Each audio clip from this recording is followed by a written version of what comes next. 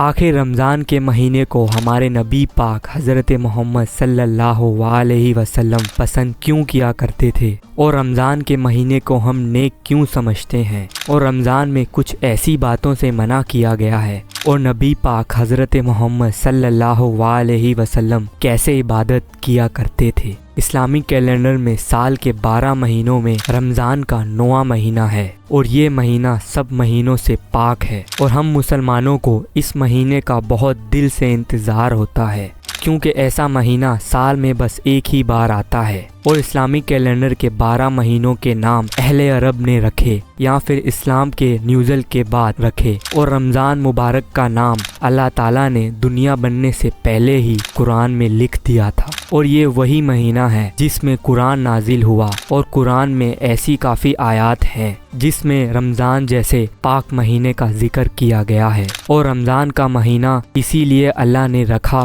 کہ لوگوں کی ہدایت کا ذریعہ بنے یہ مہینہ۔ حضرت ابو ہریرہ رضی اللہ تعالیٰ عنہ سے روایت ہے، حضرت محمد صلی اللہ علیہ وسلم نے فرمایا، جب رمضان شروع ہوتا ہے تو آسمان کے دروازے کھل جاتے ہیں، اور جنت کے بھی، اور جہنم کے دروازے بند ہو جاتے ہیں، اور شیطان کو قید کر دیا جاتا ہے، رحمت کے دروازے کھل جاتے ہیں۔ اور حضرت انس بن مالک رضی اللہ تعالیٰ عنہ سے روایت ہے کہ جیسے رمضان کا مہینہ آیا تو رسول خدا نے ایک خطبہ دیا، اس مہینے میں ایک ایسا مہینہ ہے جو 1000 مہینوں سے بہتر ہے، اور جس نے اس مہینے کو مس کر دیا تو وہ کچھ نہ پا سکا۔ اور رسول خدا نے فرمایا کہ رمضان کے 1 روزے سے لے کر 30 روزے تک اللہ کے حکم سے جنت کو سجایا جاتا ہے، اور جب رمضان کا پہلا دن آتا ہے تو عرش کے نیچے ہوا چلتی ہے جو جنت کے پتوں سے نکل کر جنت کی حوروں پر پڑتی ہے۔ وہ حوریں کہتی ہیں، اے ہمارے رب، اپنے بندوں میں سے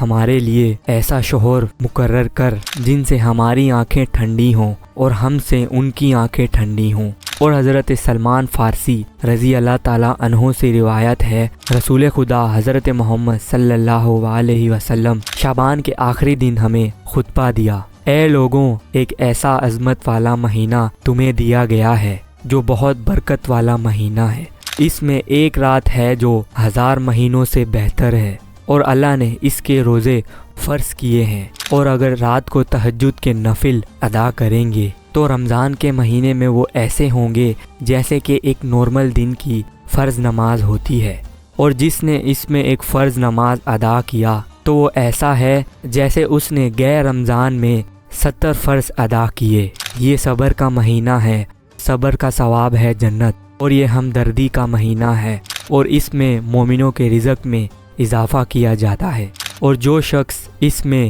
کسی روزے دار کا روزہ افطار کروائے تو یہ اس کے لیے مغفرت کا سبب بنتا ہے۔ حضرت عمر بن رضی اللہ تعالیٰ عنہ سے مروی ہے، رسول خدا صلی اللہ علیہ وسلم نے فرمایا، رمضان میں جو اللہ کا ذکر کرتا ہے وہ بخش دیا جاتا ہے، اور جو اللہ سے مومن جب مانگنے کے لیے ہاتھ اٹھاتا ہے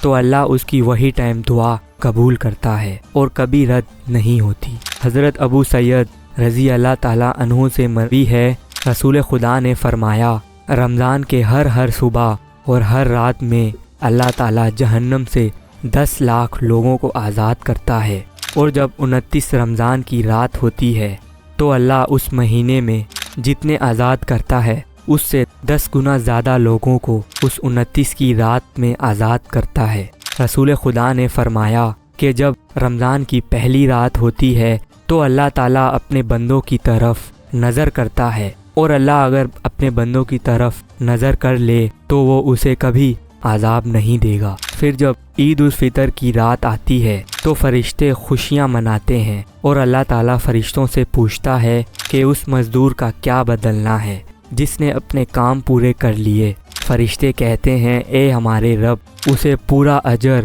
اور پورا انعام عطا فرما۔ اور اللہ تعالیٰ فرماتا ہے، میں تمہیں گواہ بناتا ہوں کہ میں نے اس کی مغفرت فرما دی۔ اور روزہ کیا ہے، روزہ کیوں فرض کیا گیا ہے ہر بندے پر؟ صوم یعنی روزے کی لغوی شابدے معنی کسی چیز سے روکنے کے ہیں۔ یہ اسلام کا تیسرا رکن ہے جس میں مسلمان صبح کی نماز سے لے کر عشاء کی نماز تک भूखे रहते हैं और अपने नफ्स की ख्वाहिश को अपने कंट्रोल में रखते हैं। हर बालिग लड़का और लड़की और मर्द और औरत पर फ़र्ज़ है, और जो शख्स इससे रुकन की फ़र्जियत से इनकार करता है वो काफिर है, और जो मुसलमान इसकी फ़र्जियत का इनकार नहीं करता लेकिन रोज़ा भी नहीं रखता तो वो फासिक है। कुरान मजीद में रोज़े की अहमियत का जिक्र किया गया है। अल्लाह ताला ने फरमाया, ए ईमान वालो, तुम पर रोज़े फ़र्ज़ किए गए हैं जैसे तुमसे पहले उम्मत पर